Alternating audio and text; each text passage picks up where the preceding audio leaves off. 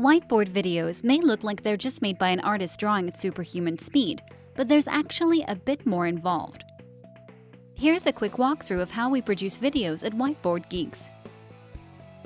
Every video starts out as a simple script, either written by our scriptwriters or by you. Once a script is finalized, you're ready to start the production process. This process kicks off in the audio studio, where we record the voiceover. An audio studio is kind of like an insulated thermos, with an outside compartment and an inside compartment, only instead of keeping out the cold, it keeps out sound. Both the outer walls and the walls inside the inner compartment, called the sound booth, are lined with noise-resistant foam designed to absorb and scatter the unwanted sound. But even still, sound waves can bounce around and make your audio sound cloudy, so the best studios are smaller than 10 square feet, less room for stray sound waves. If you've ever seen a radio DJ's mic or a behind-the-scenes look at a recording studio, you'll find the same thing here. In front of the mic, there's a round screen called a pop filter. Otherwise, the P's come out hurting your ears. Behind the pop filter is a professional studio mic. To make sure there's no buzzing or background noise in your video, the mic has a polar pattern, which is basically a 3D map to tell it what to listen to. The microphone has a built-in memory chip where the high-fidelity audio files will be saved directly. This helps reduce clutter from cables and computers in the tiny audio booth. Recording high-fidelity or high-quality audio files allows more flexibility in the editing later on, and it just makes narration sound better. While the audio is being recorded, work has already started on the storyboards. Using all digital tools, the storyboard artist gets to work as soon as the script is complete.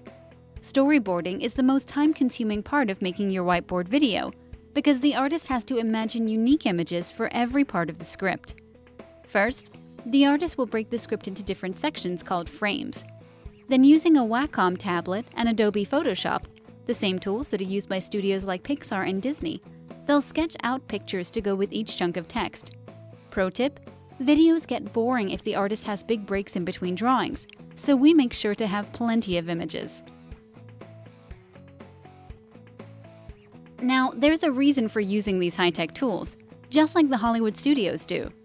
By starting off with digital images, it's much easier to tweak the drawings until we get them just right.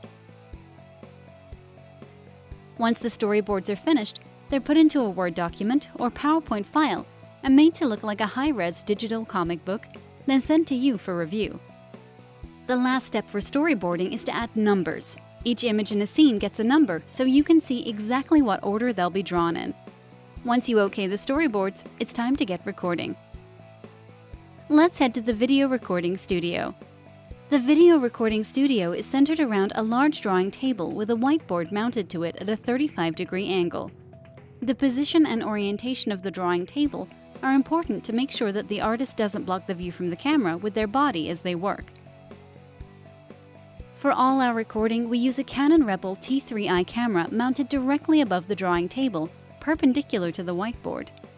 The T3i is a single-lens reflex camera, called an SLR, with an interchangeable telephoto lens. Being able to change the lens allows us to customize our setup for whiteboard recording.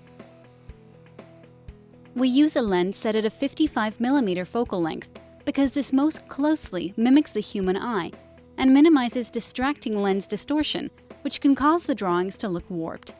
Think of it as getting rid of the fisheye effect. This is the same kind of camera that has been used to shoot anything from documentaries to Hollywood-style films. But here's one of the biggest differences of our studio. Instead of using a tripod, which can be kinda wobbly, the camera is actually mounted with a metal frame bolted to the ceiling and wall. Wobbles might not seem like a big deal, but when you speed your video up, small wobbles are amplified and make it look like there's an earthquake happening while the artist is drawing and can ruin the whole shot. 4 studio lights, each containing 500 LED bulbs, are set up around the drawing table in a horseshoe shape to keep the lighting even. This is important to minimize shadows from the environment and from the artist's hand. It makes it easier to adjust the color and brightness of the video later on during the post-production stage. Pro tip: it's critical to use LEDs and not normal bulbs. You can't see it at regular speed, but normal lights are pulsing very quickly. The problem is, When you speed up your whiteboard footage, it looks like the lights are turning on and off and can make your video look terrible. With all the equipment in place, the artist sits down to record the drawing. They'll start the camera and draw a frame, then stop the camera, breaking the video up into smaller clips which will be reassembled later. The artist will draw at a normal, comfortable speed, taking care to produce high-quality art. The editing team has the ability to speed the video up later on, so there's no need to rush at all. Typically, the final video will play about 100 times faster than the artist actually drew the images.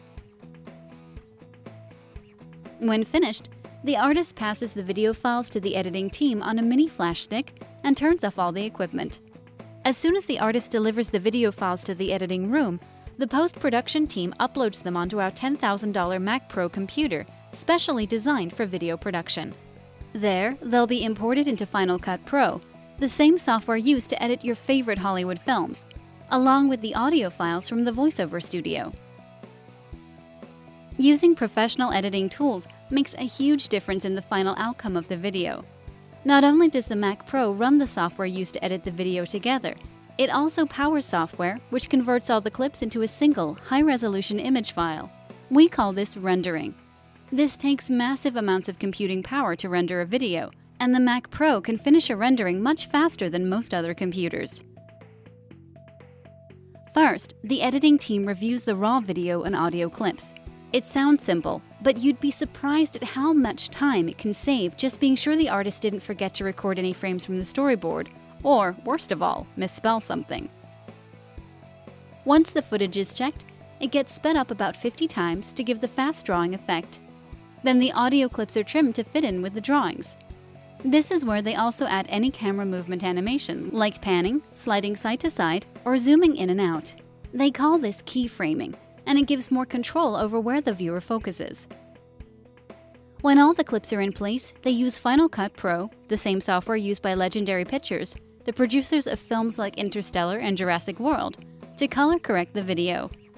You see, when it's first recorded, the video has a dull bluish color, so the editor will push and pull the color levels to get the video looking brighter. Finally, they'll drop in any final music overlays or sound effects and begin the render. First, the editor will render a standard definition preview, since it's the fastest way for you to get the video and give comments. The editing team will keep a watermark, which looks like a transparent version of our logo, in the video, until we receive final approval and payment for the video. Once any last tweaks are made, they'll render it into a high-definition 1080p.mov file. You can also get any other file type you need, optimized for TV, your website, a training portal, or a conference screen. That's it! Once you get your HD video file, the production process is finished. While there are quite a few steps to the process, making a whiteboard video isn't too complicated if you have the right tools. If you're interested in learning more or getting a whiteboard video yourself, click the link below or click here to learn how a great script is put together.